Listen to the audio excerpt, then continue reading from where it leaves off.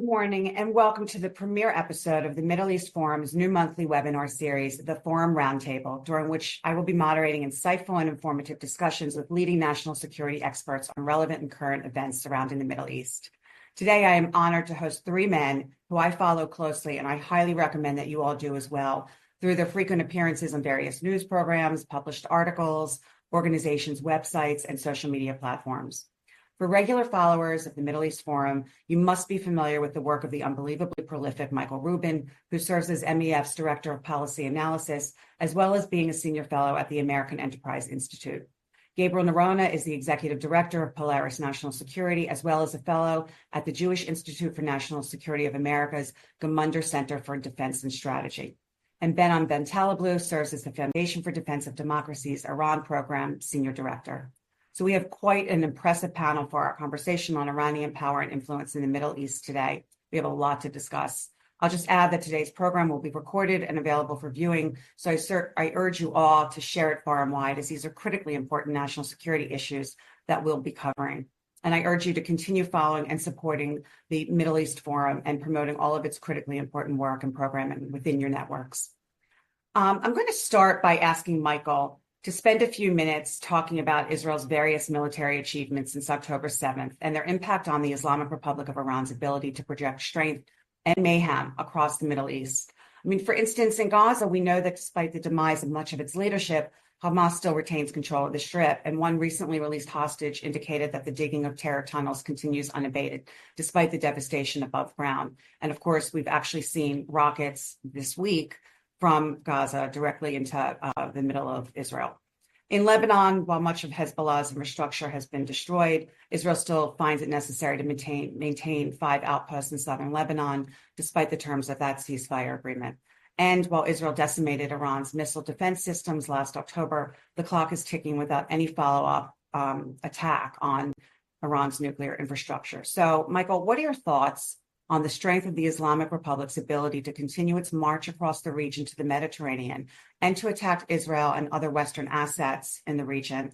And again, please touch on the recent fighting that's escalated again in Gaza. Thank you very much, Lori. I'm thrilled to be on this panel, especially with Gabrielle and Behnam. In U.S. national security, they teach that every strategy has a diplomatic and informational, a military, and an economic component, the so-called dime model. And what Israel has demonstrated is great progress on the military side of this. But the Iranian strategy is more multifaceted.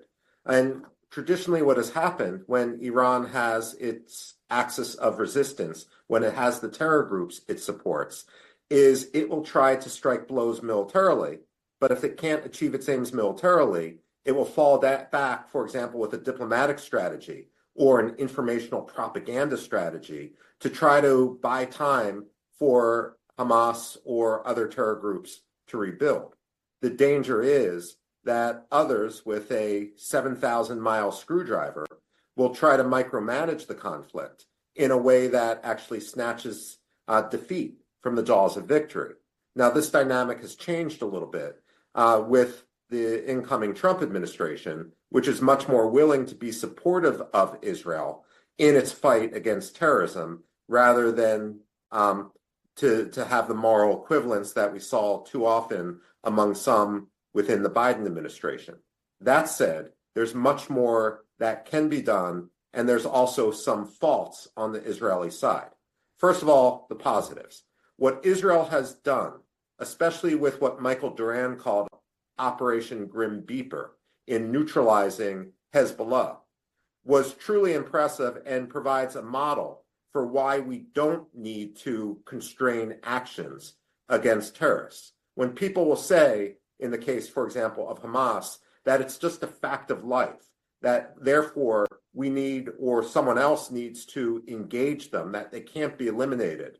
I would point out examples such as the terrorism we saw with the Tamil Tigers, who were eliminated, as well as the horror we saw in the 1970s with the Khmer Rouge, which some of the same NGOs which now sing Hamas's praise, like the American Friends Service Committee, also ran interference for that murderous regime that, killed 1 million Cambodians. The fact of the matter is, ideologies can be delegitimized. They can be eliminated.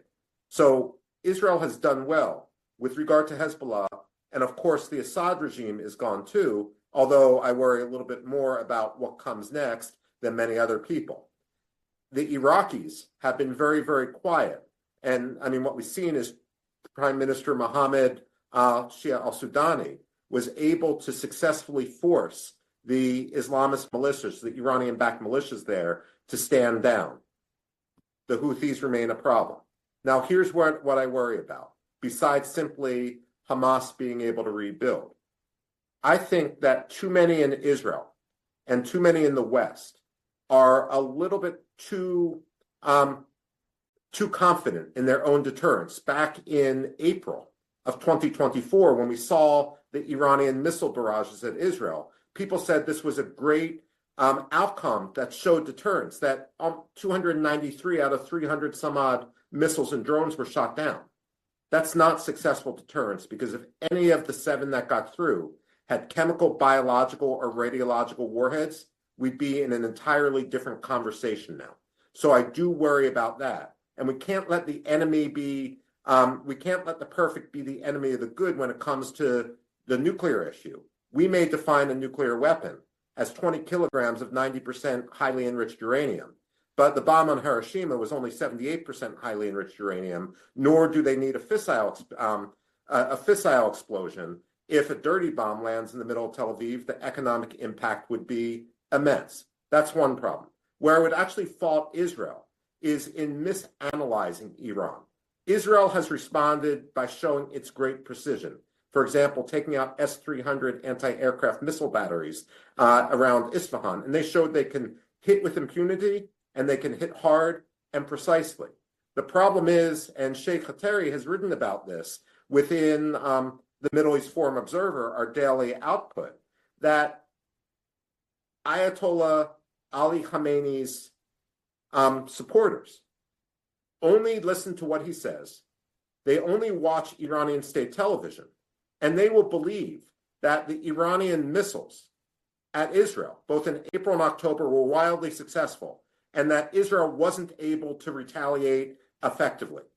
Perception is more important than the rules. So if Israel wants deterrence to work, it needs to hit Iran and hit Iran hard in a way that the regime can't deny.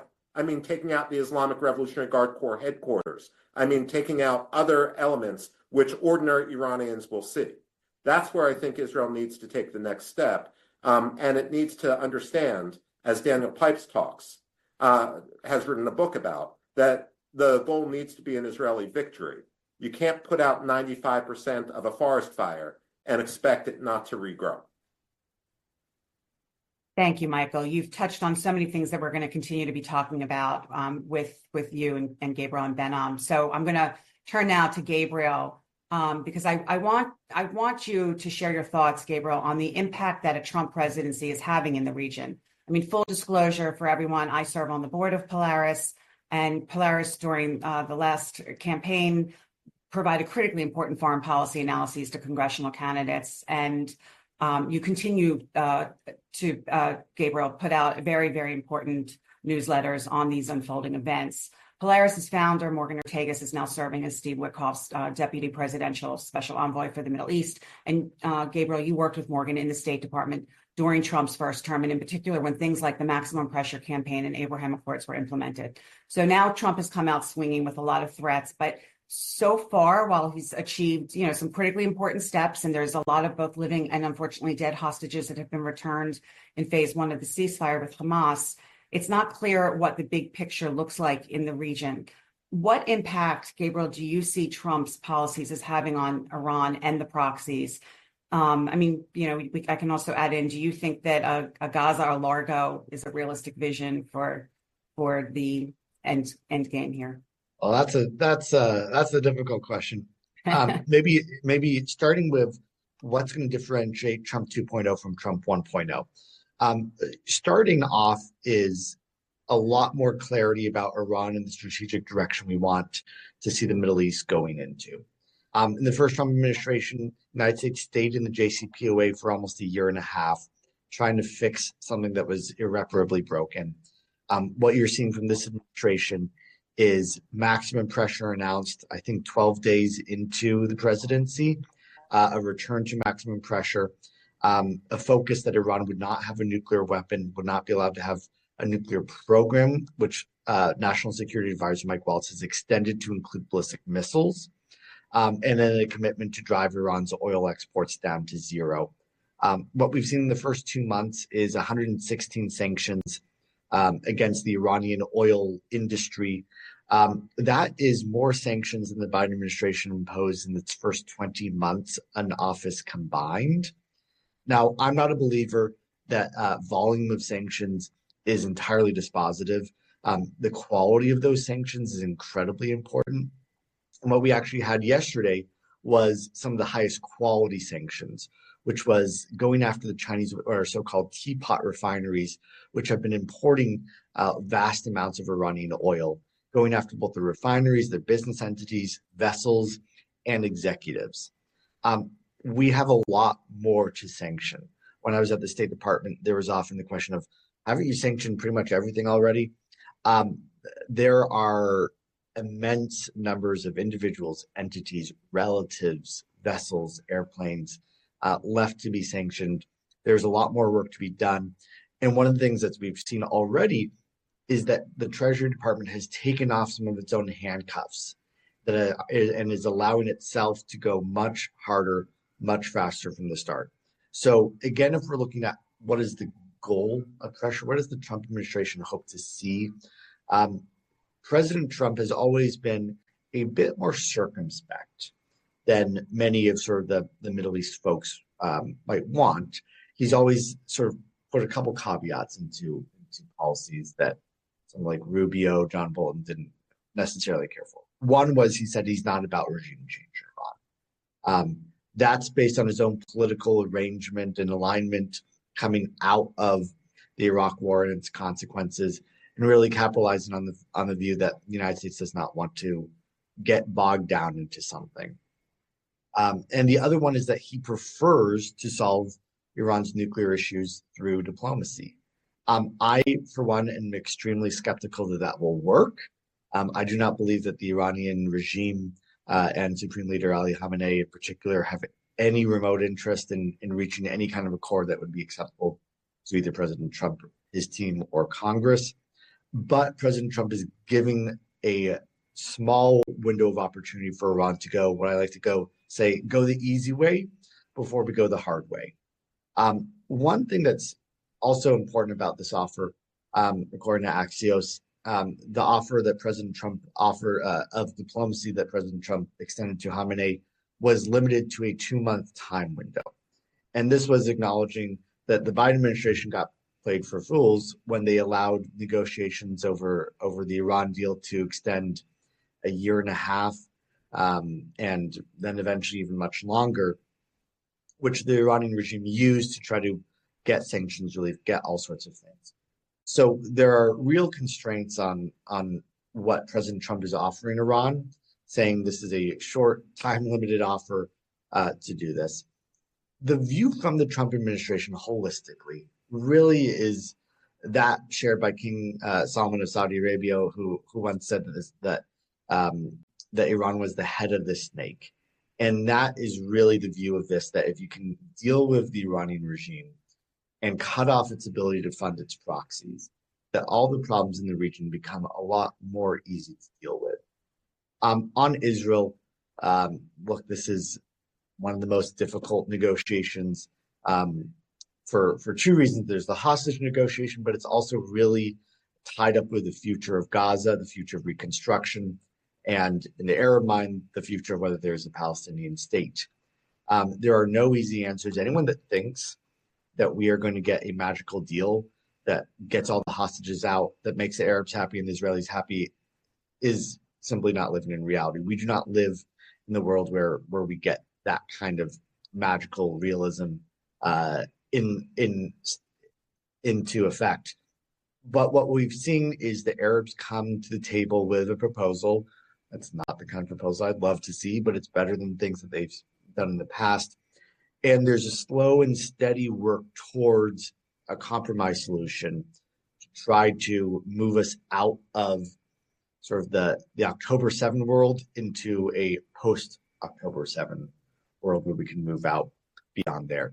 I think we're still a few months away from that going into effect. Now that the fighting has resumed, that's going to delay that even a little longer. The outcome is not going to be something that anyone is terribly happy. I think that's, again, important for us all to lower expectations, but say, how can we have perhaps not let the perfect be the enemy of the good and figure out what is the best solution that we can reasonably work with, and then try to move progress along on all other files, on Arab-Israeli normalization, on Israel's security objectives, on dealing with the Iranian nuclear program, and so much else. But a lot of that, you kind of have to go through the first hurdle first. And that's why Steve Witkoff has been focused really singularly on the hostage file, trying to fix that, and then using that as a catalyst to then sort of solve the Gaza issue, because those are the real predicates. When you talk to anyone in the region, everyone is still completely stuck up on this issue, and it's very difficult to move on to all the other secondary conversations we'd like to have, and we hoped that we would be having right now. You have to address it's like triage. If you're in a hospital, you have to deal with the patient bleeding out first, and then you're able to deal with other issues. On Gaza Lago, we'll see. My hopes are low. I think we will have some apartments being rebuilt. I think anyone would be a fool to pour $1 billion into a fancy hotel and casino until we see the movement move on quite a bit further than where we are today. Thanks for all that, Gabriel. A lot packed in there. And both Michael and Gabriel, you've set me up for my question to Behnam. And I'd like to wish Behnam a happy new year. It is currently the Persian New Year. Behnam, can you provide your insights on the thought process of the mullahs as they watch events unfold with Israel and the U.S. fighting and decimating their proxies, the amazing accomplishments of Israel's military and the direct attacks on Iran, and the destruction of the Shia Crescent and Ring of Fire around Israel? President Trump posted on Truth Social after the U.S. began launching attacks on the Houthis, and I should say the U.S. finally began launching attacks on the Houthis.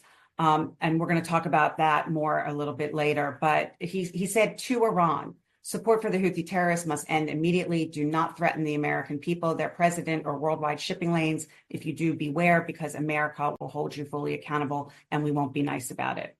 So at the same time, Trump's also, as Gabriel pointed out, sending letters to Khamenei in the hopes of negotiating new terms of a nuclear agreement, which would presumably look a lot different than Obama's JCPOA. So what's going on in the minds of Iranian leadership and perhaps even the Iranian people? How do they perceive their influence in the region? And what is your prediction for any possibility of these negotiations being successful? And again, please touch on, there's a new report that I'm sure you'll be talking about, that FDD that you put out through FDD that lists 29, I think, elements that the administration should include in any future deal. So please share your insights on that. Sure. Well, thank you so much for the invitation and the kind Nowruz greetings, Nowruz Piruz to you and all my distinguished panelists and all the viewers and listeners out there. Party like it's 1404, they say.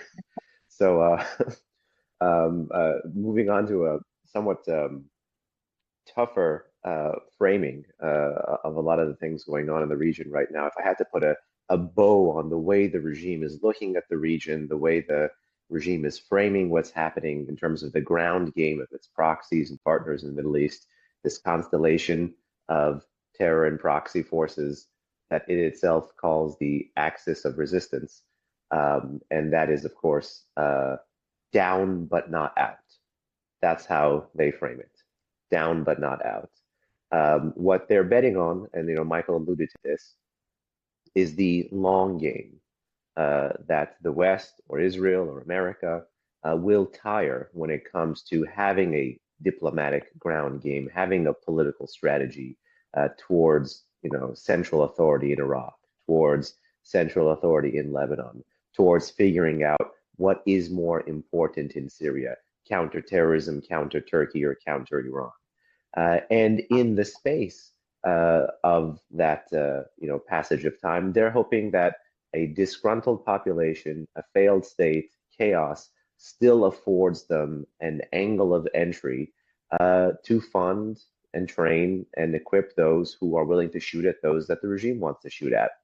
And ultimately, that's what you see now with the way the regime is trying to diversify, how it's still trying to keep Hezbollah in the game, and at the same time, how Iranian officials are now trying to publicly distance themselves from the Houthis, say, no, no, these are a local actor, a totally independent actor with pure agency. Yet, for the past decade, this regime has put state-level capabilities in the hands of non-state actors like the Houthis. And I remember having this, I don't want to say fight, but this vigorous conversation with friends and colleagues in Washington, where many of them were focused on the Hezbollah threat. And I was like, no, no, the Houthis have capabilities that Hezbollah does not have. The Houthis have medium range ballistic missiles. Hezbollah does not have that. The Houthis have paraded, tested, and have used anti-ship ballistic missiles. They're the only entity in history that have like live fire in a state of hostilities used anti-ship ballistic missiles. They are the beneficiary of this axis of resistance because the Houthis have also been supported by Lebanese Hezbollah. Some of them have been seen on the battlefield in Iraq, for example. One Houthi official was actually even killed in Iraq. But also they benefit from this axis of aggressors or axis of authoritarians as well. You saw the stories about Russian intel support to the Houthis, for example. The alleged Chinese weapon ties as well. And that's because the Islamic Republic of Iran sits at the helm of this axis of aggressors and axis of resistance, this constellation of anti-American revisionist states, Russia, China, North Korea, and then Iran, and then the constellation of terror groups and proxies, Hamas, Hezbollah, Houthis, Iraqi Shia militias, and what's left of the mayhem in Syria. And that it believes is its secret sauce. That the regime believes is its way out, that the West will tire, the West will not have a ground game, and this marriage of the state and non-state actors that the regime both supports and gets supported from will allow it to, in short, limp along for the duration of max pressure 2.0. You still have the regime doing things to put out a whole host of fires on the domestic front, yet you also have the regime being the regime, which is, as they put out fires, they create a whole host of new fires. They're vastly seen as illegitimate by large swaths of their population. The fact that the regime has so prioritized their revisionist and Islamist foreign policy over the national interest and the public good is quite literally, since I think 2009, been an angle of entry for mass streetwide protests against this regime. And even yesterday in Iran, where Persian New Year was being heralded, you had significant demonstrations, protests could be the word, but you had large swarms of people at these major kind of poet shrines, poet tombs across Iran, really kind of reclaiming national identity, reclaiming national symbols, and then shouting political slogans, essentially calling for regime change at these major places. The regime will wait to use violence against them in the future, but is trying to kind of have I think what Machiavelli was allegedly calling politics of the artichoke, dealing with foreign enemies one time, dealing with domestic enemies another time. It's very much a one at a time kind of approach here. And when it comes to Trump's offer and Trump's letter, the invitation to negotiate, you saw Khamenei, the supreme leader, quote unquote, immediately reject it. But then Iranian officials say we're still studying the offer. There's a Persian saying for this, which is he pushes away with the hand, he pulls towards with the foot. They're basically still trying to run the clock. They're trying to have their cake and eat it too. Engagement with Trump, as much as we are critical of the idea that there is even a deal to be had, we are putting forward the idea that at FED, if you are desiring a deal, President Trump, it shouldn't be arms control. It shouldn't be something like the JCPOA. It shouldn't even be something like the INF. The prism or the framework, if you're going to use max pressure and get something from this regime through diplomacy, coercive diplomacy at that, needs to be disarmament. And the models are some good, some bad. Ukraine, Libya, but also South Africa, South Korea, Taiwan. Some of these models are better than others, but in the aggregate, they represent full-scale disarmament. This is a position consistent with actual U.S. sanctions law. For example, I think you mentioned ballistic missiles also have to be included. Gabe did, or Michael did, if I'm not mistaken. Michael Waltz mentioned that. This is something that has been in law since 2010 in the U.S. This is part of the Comprehensive Iran Sanctions Accountability and Divestment Act of 2010 that forms the bulk or the pillar of much of the really hard-hitting U.S. pressure against the regime. So, in short, while this stuff that we're putting forward is a high bar and engagement would be a very high price for this regime, almost akin to drinking from a poisoned chalice, these guys are masters for playing for time. And what this 2-month window that the Trump administration offers the Iranians is a way to A, not be able to run the clock, B, cognizance of these real domestic push factors that are going to be putting the regime in a box over time, C, cognizance of these regional factors, that the proxies are down but not out, and in fact, D, cognizance of a diplomatic strategy, that there will be another IEA Board of Governors, that actually, if you are going to have snapback, you are going to have the Europeans involved by late spring, early summer. So this 2-month window actually nicely packages, and I would say takes advantages of the regime's vulnerabilities and does not let the regime play to their impression of us, which is that we are irresolute and don't have the will to stay in the fight. And in these 2 months, hopefully we will continue to see more things like we just saw from the Trump administration, which is, as Gabe mentioned, go after for the first time ever this teapot refiner. So not doing what our friend and colleague at CFR, Ray Tachia, has called the junk food of sanctions, but really qualitatively meaningful sanctions, but also at the same time doing historic first, like preemptive military action against the Houthis, trying to get the regime to realize if they'll do preemptive military action against the proxy, perhaps the West may do preemptive military action with the patron and use all of this to force Khamenei into a highly suboptimal solution for him. Thanks. That was not surprisingly very insightful, Behnam.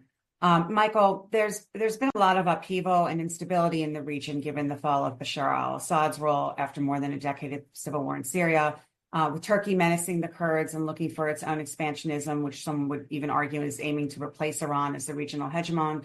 Lebanon's been a mess for decades, and the U.S. left Iraq in shambles, allowing for Iranian influence there. You've labeled Syria's new president an Islamist, and Turkey's Erdogan, we know, is an Islamist. So on a more positive note, Lebanon's new president, Joseph Aoun, has inspired hope that he will not allow Hezbollah to regain power and influence in the country. But the Trump administration seems to be putting him on a tight time frame for that one, threatening to unleash Israel once again if things aren't done within a short period of time. I know there's a lot here, but can you spend a couple minutes just telling us how you see these players interacting with Iran? And do you believe that new and dangerous alliances will form between any of them because of the vacuums? Okay, well, first of all, I'm glad you talked about vacuums. The important thing, big picture, that the United States needs to remember is when there is a vacuum in the region, it's not going to be the forces of altruism which fill it. It could be the Islamic State. It could be the Islamic Revolutionary Guard Corps. It could be Turkey and the Al-Qaeda affiliates which they have sponsored. But the point being that we have to have a strategy that fills vacuums. And we also need to recognize that our strategy can't be either or.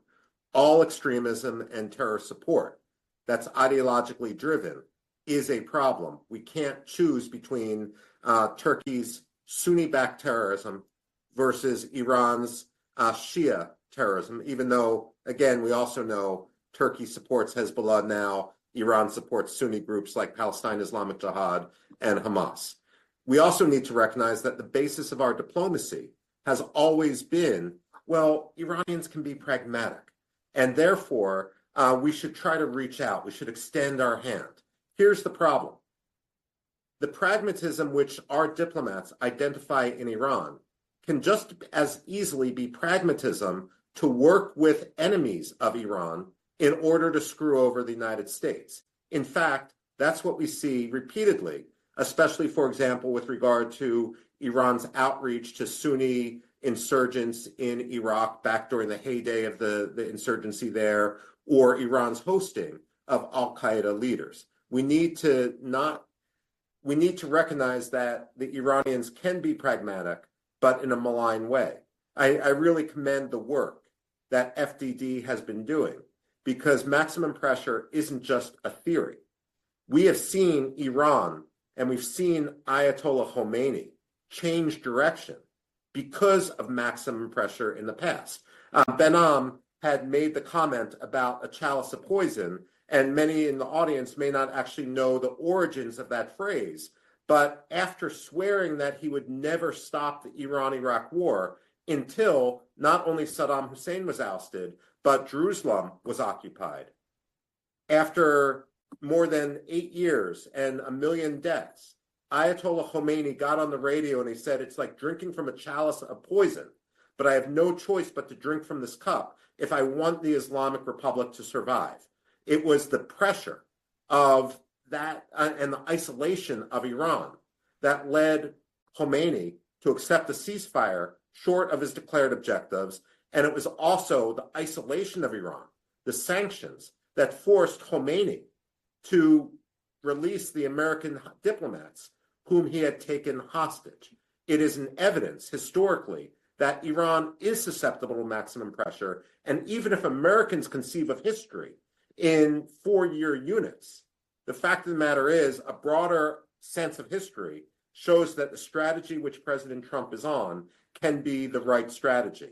Now, my final point here is that when I look at Iranian rhetoric, and this has been reflected again on the Middle East Forum Observer, our daily rapid reaction site, you no longer have to wait for the Middle East Quarterly. You're going to get things in your inbox every single morning at 0600.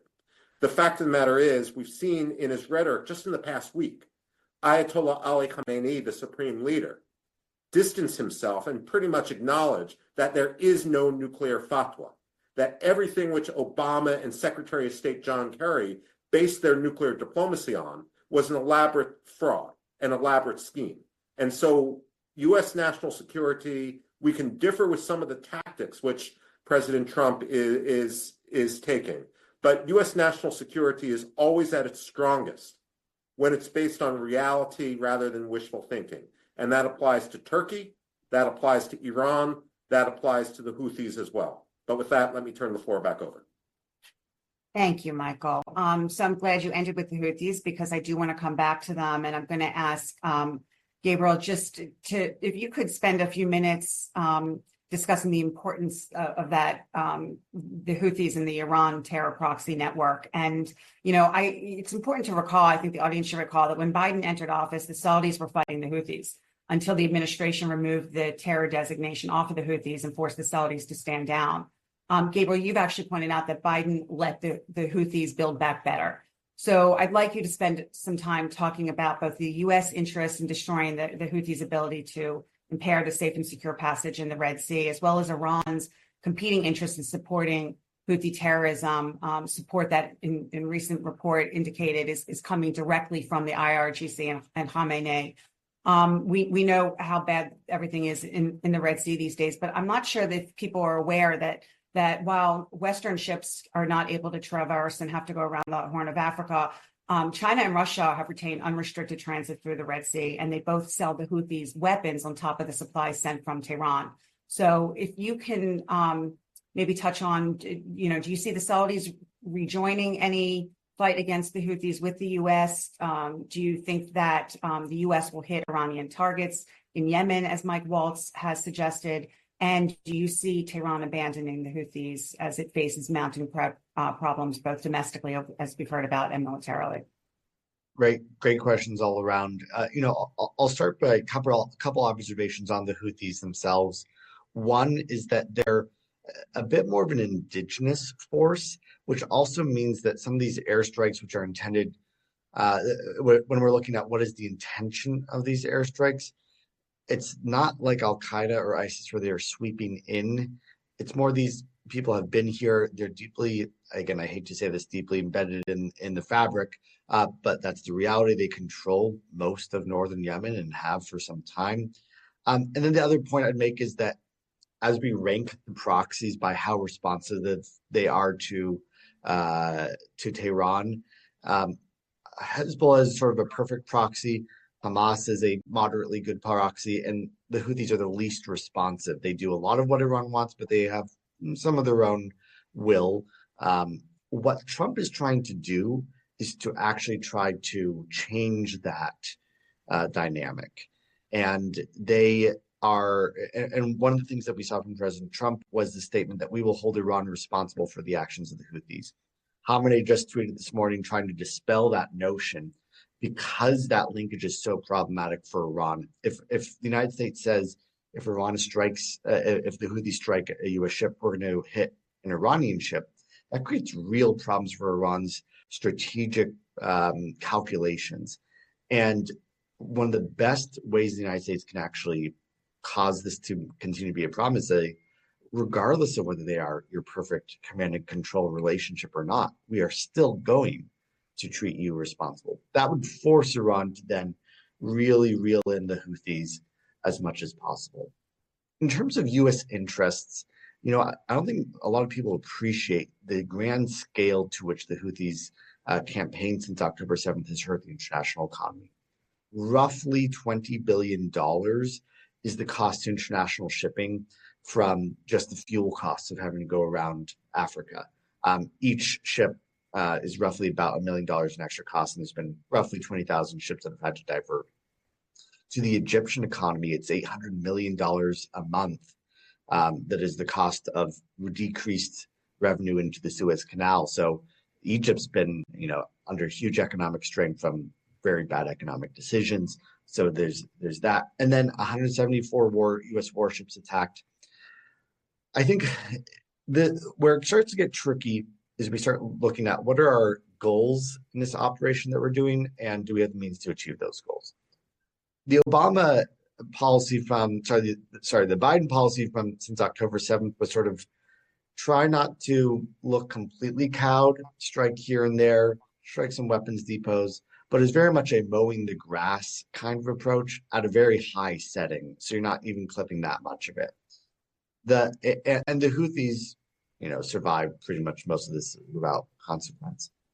The question is a fewfold. Is the intent to degrade, to eliminate, and then if it is the latter, or even if it is the former, with what are we filling that void? And so Michael's talking about the president of Yemen coming onto the forum, Yemeni foreign minister, and then you have the Southern Transition Council, which is sort of the Emirati-backed force.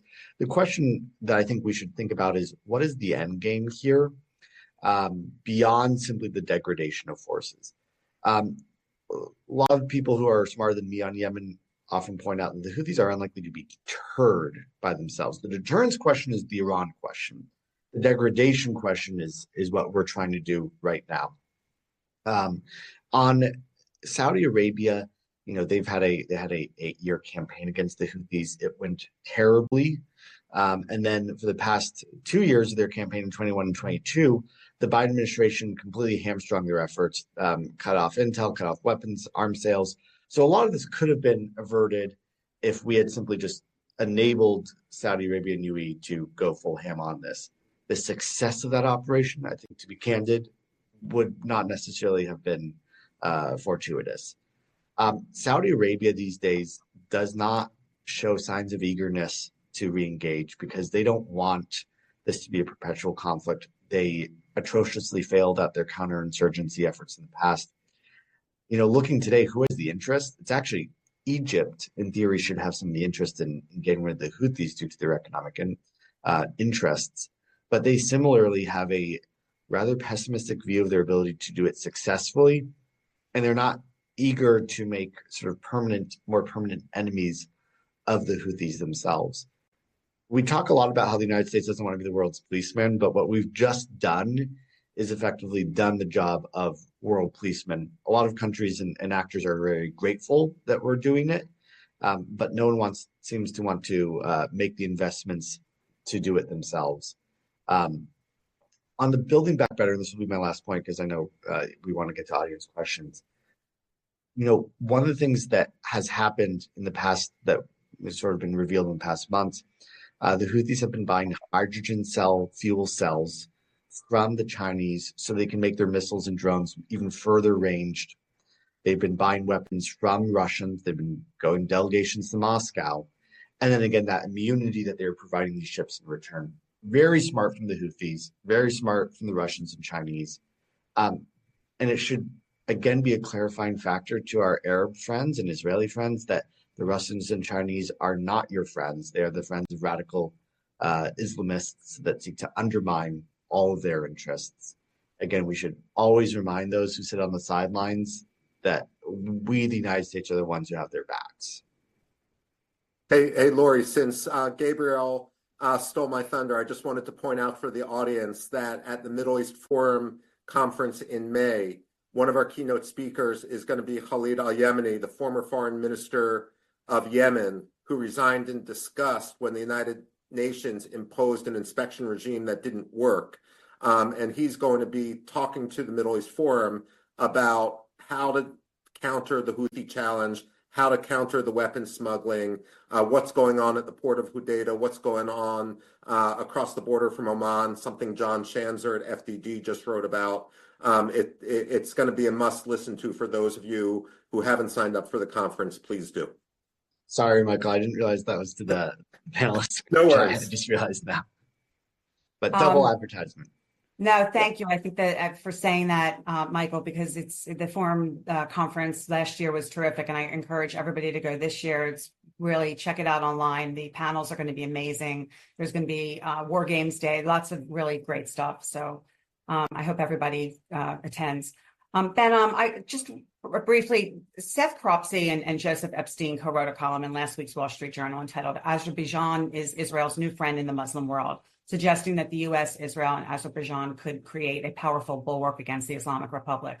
I'm curious what you think. Do you believe that they will join the Abraham Accords, and what will the impact of that have on Iran, especially since Azerbaijan shares a border with both Iran and Russia?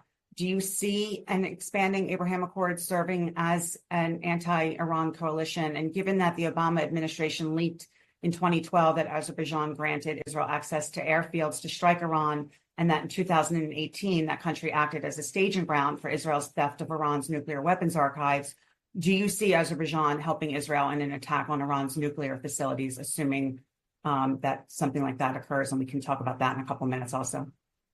Well, over to Mike. No, just kidding. Listen, this is an area where I think Michael and I have a great amount of convergence, actually. I mean, we tend to on a lot of Middle East foreign policy issues, but I think especially on this one, because this is one where moral clarity and political political strategy does indeed overlap for us. But I think for many of our friends in Washington, it may not necessarily have that. It's one thing to say that obviously Azerbaijan, a country on Iran's border, trying to play up ethnic tensions can be a vehicle for a country like Israel to, launch, covert operations. Allegedly the atomic archive was driven out over land from Iran into Azerbaijan when the Israelis were engaging in that heist in 2018. Or conversely, this is a way to kind of offset Iran's border strategy, the ring of fire that you mentioned, Lori. They play on our borders, we'll play on their borders. But I would say, that would be counterproductive, not in terms of the means, but especially in terms of the ends. Unlike many of the other countries in the Middle East, which have grown over time or been put on the map over time, Iran today is actually smaller than it's ever been, at least in the past 500 years. And that, of course, is that if you ever do have a genuine change of regime in Iran, you would actually have a broad amount of mass and popular appeal for Israel, America, and the West.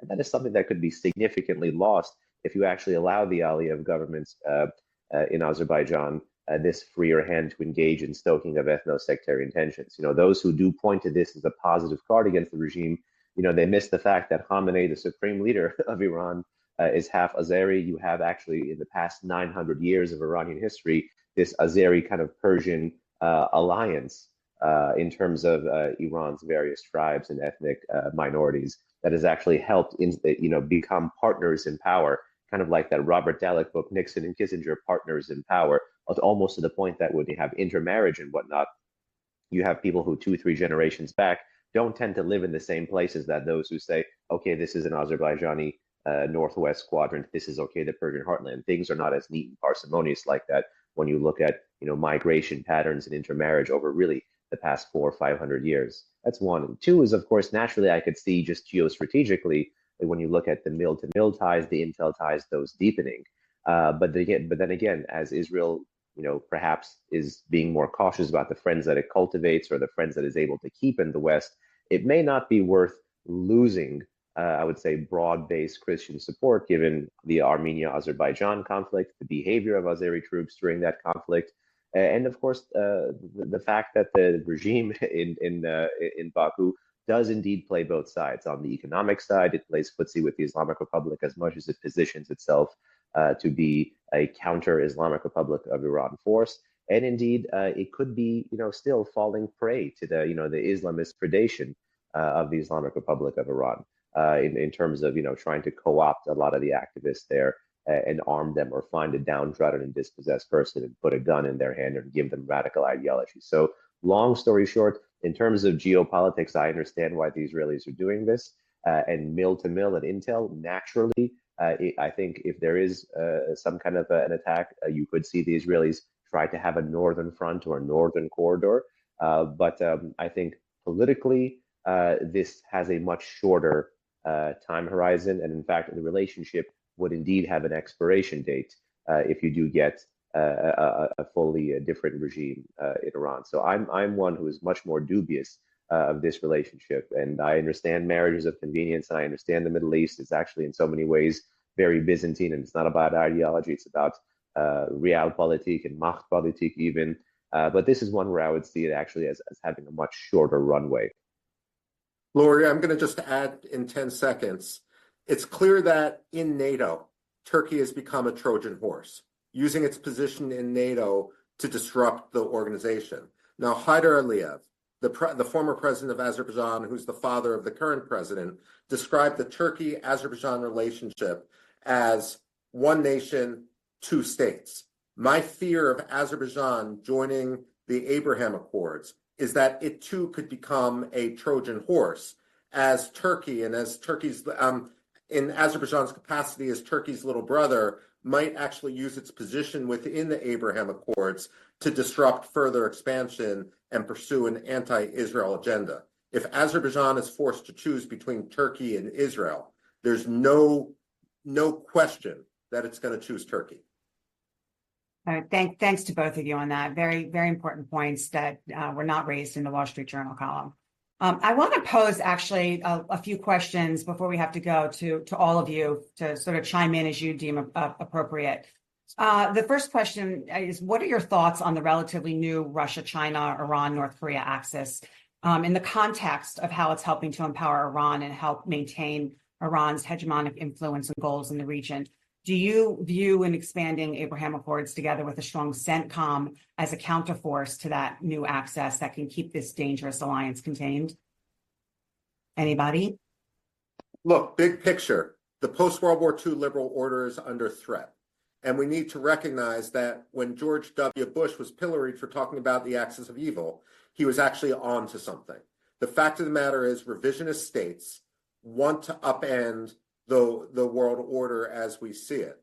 And so we can talk about the Abraham Accords, we can talk about the Quad, we can talk about any numbers of these other sort of coalitions among democracies, coalitions among Western-minded, more liberal states, even if they're not democracies. That is important, and we need to recognize this. Now, this is more FDD and Benham's bailiwick, but one of the things I most worry about when I look at the sanctions regime on Iran is that Iran and North Korea or Iran and Russia can sort of do the anti-sanctions three-card Monte. Look, centrifuges to enrich uranium take up a fairly large amount of space, but the mathematical modeling for warhead design doesn't, or for warhead construction. So who's to say that Iranian scientists aren't going to be operating in North Korea and North Korean scientists evading sanctions there inside Iran? But the narrowness with which the International Atomic Energy Agency monitors actually makes this gives these countries an ability to avoid basically to avoid accountability as they proliferate. Thank you, Michael. Anybody have anything to add before we move on? Super I brief. would just Go ahead.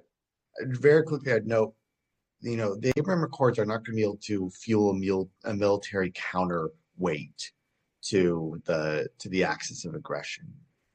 What needs to happen really there is building out the economic and diplomatic linkages to serve as a bit of a bulwark, but it is the West in its dysfunctional form that must increase the defense spending and defense co-production, build the arsenal that's necessary to build that out. Without that, and without real European and East Asian defense spending, we're up a creek. This is just a final little political point about these countries versus our bloc. These countries actually have a fair amount of disagreements, the economic, political, and even ideological lack of synergy, but they have a least common denominator that is growing. And sometimes, unlike us, particularly unlike us here in Washington, these countries, this authoritarian axis, are often able to build on this least common denominator and compartmentalize their baggage and compartmentalize their rivalry. So their relationships really will be kaleidoscopic. I mean, look at Iran and Russia. They, in terms of economies, are literally opposed to one another, but politically there is a drive to bring them together. So they're compartmentalizing one problem and then focusing on the area where they can collaborate. And there's stuff that's in the public, and then there's stuff that certainly is in the private sphere. There still are so many unknown unknowns about Russian support for Iran's space program, for example. So word to the wise policymakers in Washington, with respect to our allies, rather than play up the differences with our allies, let's play down those differences. Let's not air our dirty laundry in public, and the same goes for our allies with us. And let's build up on that least common denominator, because our allies are quickly trying to turn a Venn diagram into two overlapping circles. And we have to detect that and put it in bright lights. But step number one, no own goals. We can't afford for our own overlapping circles to be turned into a Venn diagram, to be turned into two separate circles. Lori, let me just very quickly add to that. We also can't navel gaze. When you're as bald as I am, you have to wear many hats. And one of my hats is I'm a columnist for First Post, which is an Indian outlet that's owned by CNN India. And when I talk to the Indians about what's going on in Yemen, they have a very different narrative from what we hear in terms of the Israel-Hamas conflict and so forth. Back in September 2023, the India-Middle East Economic Corridor was unveiled by Joe Biden and Prime Minister Modi at the G20 summit. I mean, basically speaking, what it would do is ship goods from India across by sea to the United Arab Emirates, across to Saudi Arabia, Israel, and then into the Eastern Med. What was cut out of that was Iran. Now, the Islamic Revolutionary Guard Corps, as FDD is expert at, is, a major economic force within Iran. And so when the Indians look at what the Houthis are doing, they see this as not just about the Israel conflict. They see this as targeting Indian ships because Iran wants the money. Iran wants to divert the trade. If we don't navel gaze and only accept one narrative, if we recognize that the Islamic Revolutionary Guard Corps strategy is always to kill multiple birds with one stone, we may find allies that we don't know truly exist on this. Very insightful points, great points from all of you. I don't want to let you all go without focusing some time these last few minutes on Iran's nuclear weapons program. You all mentioned that Trump keeps saying that Iran cannot have a nuclear weapons program, which includes no missiles, no weaponization, no enrichment. And he has stated outright, it seems seemingly, that the U.S. would use military force if necessary. He said, and I think one of you has already repeated this, I would rather have a peace deal than the other option, but the other option will solve the problem. So in that light, and I know this is an intelligence question, but do we know exactly how close Iran is in attaining weapons-grade uranium if they actually wanted to? How long it would then take for them to weaponize it in a deliverable missile form?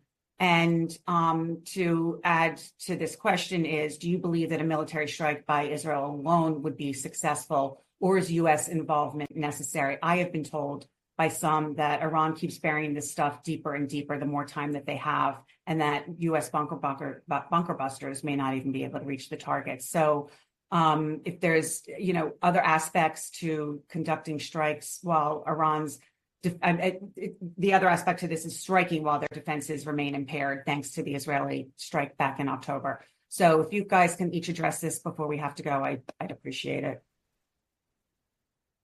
I'll take very first crack, which is on the on the uranium enrichment side. it's 7 to 10 days to get that 90%, which is sort of the perfect weapons grade uranium. And then in 3 months, up to 15 or perhaps even more weapons. The weaponization side is the hard part. Look, I could go and say we think it's 3 months away, but in reality, the U.S. intelligence community does not have a perfect track record of knowing everything, and so it's the unknown unknowns that is very concerning. That it could be a breakout anytime. If they have clandestine workshops that we simply have not found out about. And are we really going to take that risk? I don't think we ought to. In terms of military strike, all I would say is the United States needs to be involved. That does not mean we have to be in the lead. Israel's going to be in the lead. They're there, but we can't sit out that fight. And Israel knows that they need to do this in coordination and conjunction with the United States. That's always been the view, and I think that remains the case today. I will note there is a high-level U.S.-Israel meeting next week on Iran, and so I suspect we'll see some further cooperation there. Terrific. Anybody else? Yeah, just very briefly, seconding all the timelines on the weaponization. You popularly hear 12 to 24 months. Sometimes from the Israelis, you would hear a little bit more. Sometimes you would hear a little bit less. But I would point folks out to an earlier story this year in the New York Times that actually talked about an even less than 6 month time frame. Because again, as Michael mentioned, the perfect is not always the enemy of the good. Just because there is a declared, technically sufficient way to do something does not mean that that is the way the adversary is going to proceed. Their military-industrial complex does not look like our military-industrial complex. Their decision-making tree does not necessarily look like our decision-making tree. One rational view and one definition of rationality in one person's worldview is not rational in the other person's worldview. And here, they may believe they have a good enough for government work kind of solution for a crude nuclear device that could be performative, or that could be announced and then be made performative later, or that could be used in a low probability, high impact scenario preemptive attack. So I think absolutely you have to tread with the least, worst case, the most worst case, which is 6 months or even less, if they want to go there. And then lastly, to be able to shape Iran's decision-making calculus, which is if they haven't gone there already, right? Why is that? We have to think about the most secret side that Michael alluded to, which was the weaponization side, the stuff that could be happening in a phone or in a laptop or a briefcase or a schematic or in someone's textbook, for example. And you want to delay that process and hinder that process as long as possible. Remember when Ahmadinejad was talking about they created a counter Mossad unit and turned out the head of that unit was a Mossad agent, or when Rouhani's intel minister, Mr. Younisi, said that no Islamic Republic official should sleep safely at night because this is the level at which you are penetrated. These are the things that can keep the hedging behavior of the Islamic Republic in perpetuity, rather than have them actually say, oh, you know what, maybe we can go around these guys and then make that final sprint, turn that final screw, and go for the bomb. Creating the reasonable doubt, max pressure, max support, max defections, these are all necessary. They're not sufficient. There really does need to be an intel ground game to show these guys how penetrated they are, that if they would be doing this, they would themselves be signing their death warrant because they would be caught. And when you look at the things that have gone boom or bump in the night, really since 2000, really since we kind of lost the fight over fissile material, unfortunately, Gabe is 100% right. They could do this in much less than a week, go to 90% purity. And as Michael said, they don't even necessarily even need to go to 90% purity if they want to go all the way. We have unfortunately lost that fight. And what the Israelis have shown, if one does believe that all these things going bump in the night for the past 4 or 5 years has been them, is that the hardest thing to penetrate has actually been relatively penetrated. And that's not saying to take solace in that, but that is to say, take as much advantage of that as possible to scare them from going the final route. I'm not going to repeat what was said, Lori. I'm going to just make 2 quick points. First of all, what you had said with regard to they're just going deeper and deeper in burying sites under mountains. As Chuck Wald has said, General Chuck Wald from JINSA, you don't need to destroy those underground sites. You only need to destroy the entrances to them. And so it is possible militarily to counter this. If the Iranian scientists want to be entombed under a mountain, that's their decision.